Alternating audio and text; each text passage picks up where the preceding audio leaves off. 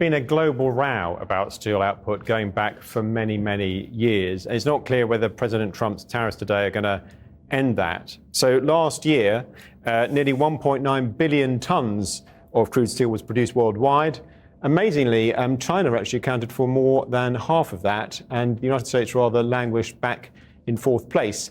Now, just to show you where the UK came, you're going to have to give us a little bit of a minute, because there we are in 35th place. Now, to be fair, we would once have topped that chart, but you'd have to go back about 150 years to get there. Now, of all this, there's global overcapacity. It's estimated about 550 million tons, which many people blame on Chinese overproduction.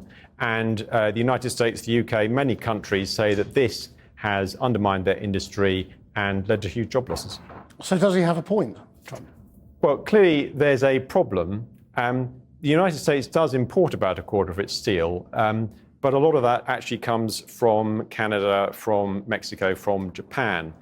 So today's tariffs will actually hit countries who say that they themselves are falling victim to the overcapacity we were just looking at, and that includes the UK.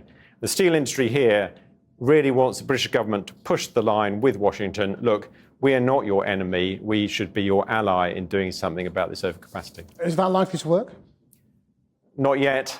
I think partly because we may be underestimating just how radically President Trump wants to reshape the US economy and therefore the rest of the world. I mean, just to show you the US deficit on goods this century getting progressively worse, last year hitting $1.2 trillion. President Trump's plan to close this gap seems to be not make the USA more efficient and export more, but rather use tariffs to pull production back in to the USA.